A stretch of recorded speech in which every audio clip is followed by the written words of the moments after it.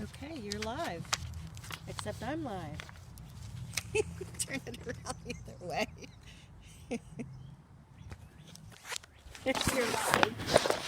Sorry, we're getting off to an inauspicious start today.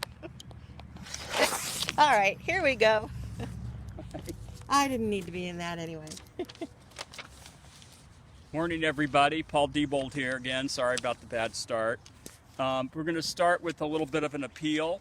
So we do these for the Irvington Historical Society, and a generous donor who believes in supporting community groups as part of our national recovery has donated their stimulus check to the Irvington Historical Society. The anonymous donor asks that we issue a challenge to you. Please consider supporting the Irvington Historical Society as we continue to have significant operating costs. We're still getting our heat bills, electric bills for the winter. They're very considerable, and we have no programs to generate income to pay them right now. If you go to our website, which is on the piece of paper here, you will see immediately how to give us a donation or become a member for a year. That's only $25, and we appreciate your support. So we're going to get right to it here. We are on Irvington's third circle today. Irvington is blessed to have not just two circles, the North Circle we went to a few weeks ago, the South Circle a few weeks before that, but then there's a way up here by 10th Street. So this is Campbell Avenue up by 10th Street. And we are going to be panning over to the house of the Osborne family. And you may have driven by this house and wondered why it has its own little island of land. The answer is very simple. When the Osbornes settled here, Irvington didn't exist yet. So they had this land, they were farming this land when Irvington was created to the south in 1870. And interestingly, the Osbornes became affiliated with the Irvington United Methodist Church as it was forming. And through the years, then they had several farmhouses. This is the one that they built in 1905. And it probably derives from one of Stickley's pattern books. Gustav Stickley was the creator of Craftsman Furniture and the Craftsman magazine. He published house designs in his magazine. We know of one definite one in Irvington on Hawthorne Lane at 59 Hawthorne. This one probably derives from a plan published in September of 1905 in Stickley's magazine. However, we have not been able to confirm that. This is a wonderful example, one of Irvington's real treasures of the arts and crafts movement. It has the simplicity of an arts and crafts house.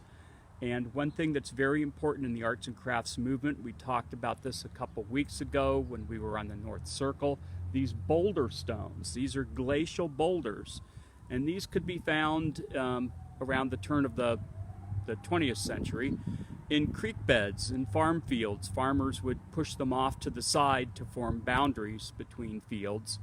They were left by the action of the glaciers, and they were the beautiful granite stone that's polished smooth through all those eons of being pushed forward. Those could be found, and they could be pressed into concrete to form a kind of a rustic looking base to a house, a porch post, a chimney, things of that sort. And that's important to the arts and crafts movement because one of their real edicts was to tie the house to its location. And what better than to use something you literally dug up from nearby to make your house out of. So this is just a real treasure, wonderful example. So they built the house in 1905, and they had farmed the land really for several blocks all around here. They had quite a large farm, and they were quite prosperous. By the 1920s, first of all, Benjamin Osborne, the patriarch of the family, had passed away. The family decided they liked staying here, they liked being in Irvington, but they wanted to make a little bit of money off their land. So they divided it off, and they left this island of land because coincidentally This perfectly aligned with Campbell Avenue, so they split Campbell Avenue around their own family farmhouse. That happened about 1915, 1920, thereabouts.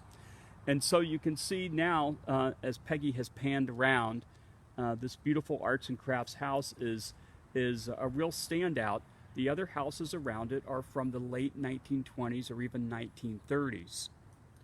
We're gonna pan over here to the side, and the house behind the conveniently placed white SUV is the one I'm calling your attention to. It is from the early 1930s, probably about 1931, and it is a design from the Architects Small House Service Bureau. We have found about 14, 15 of these pattern book houses from this particular design service around Irvington. This one is more of an English Tudor cottage pattern. Some of the Architects Small House Service Bureau houses were colonial revival, we would say today, Tudor revival, and some of them are just plain simple cottages. This Architects Small House Service Bureau we mentioned last week was a design service that had a pattern book of houses. You would then hire an architect to fit that house to your location, or as we seem to have found, people simply borrowed the designs and built their house with them, which probably served their needs very well. As Peggy pans down the way here, the house just to the south here you can see is a little bit more colonial in inspiration, perhaps a little bit more like a Cape Cod cottage than the one to the north here with the beautiful oversized tan brick laid in Flemish bondwork. Is a very charming little English cottage looking house with its prominent chimney. And then there's a colonial revival house that's green. So there's quite a bit of variety here, and this all filled in around the Osborne farmhouse, as I said, late 1920s, early 1930s.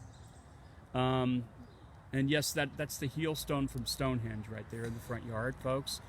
I bet you didn't know that was here. No, it's not. It's not really. So we're going to wrap it up as the squirrels play here in Irvington. It's a great day. It's a beautiful day. Thank you for joining us today. And remember, if you can at all support us, please do so. That's irvingtonhistorical.info. We do need your support. Have a great day. Hang in there, folks.